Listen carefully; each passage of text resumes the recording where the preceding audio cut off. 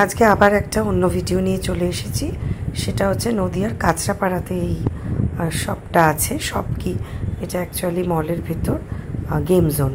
সেটা হচ্ছে মানে এর ভেতরে শপও আছে বিভিন্ন বাচ্চাদের কেনাকাটির জন্য। তো এই গেম জোনে আমরা গেছিলাম, সেখানে বিভিন্ন রকমের গেম জোন আছে এবং এটা হচ্ছে গঙ্গারাজ।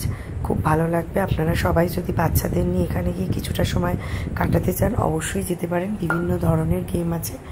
আর সবথেকে ব্যাপারটা হচ্ছে বাচ্চারা কিন্তু খুব এনজয় করবে।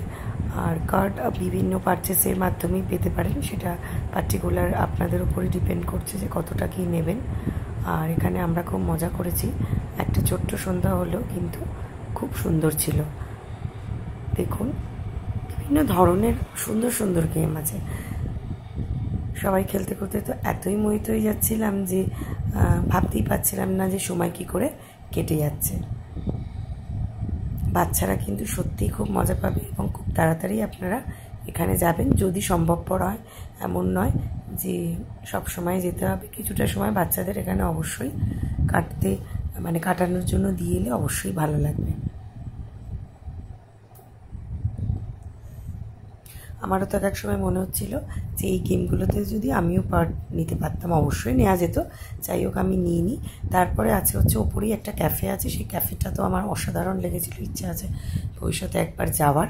আর সব থেকে সুন্দর লেগেছে সেটা হচ্ছে এখানে একটা পাশে একটা লেলন বলে রেস্টুরেন্ট ছিল, যেটা হচ্ছে একটা ফরেস্টের ভেতর মনে হবে যেন অ্যাটমসফিয়ারটা। আমার খুব ভালো লেগেছিল। আপনারাও দেখুন, আমি ছোট্ট ক্লিপিংস করেছি। এগুলো সবই আর্টিফিশিয়াল ফুল দিয়ে করা, কিন্তু বেশ রিয়েল কিছুটা লাগছিল দূর থেকে। তারপর একটু খাওয়া দাওয়া অর্ডার দেওয়া হলো, যে খাওয়া দাওয়ার মধ্যে বিরিয়ানি ছিল।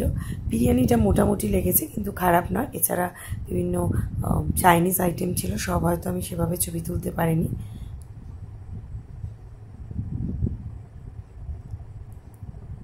লেলন ঠিক গঙ্গারাজের পাশেই। আশা করি আপনারাও একবার সময় বুঝে অবশ্যই চলে যাবেন। আর আশা করি এই মিনি ব্লগটা আপনাদের সত্যিই ভালো লেগেছে। সবাই ভালো থাকবেন। টাটা।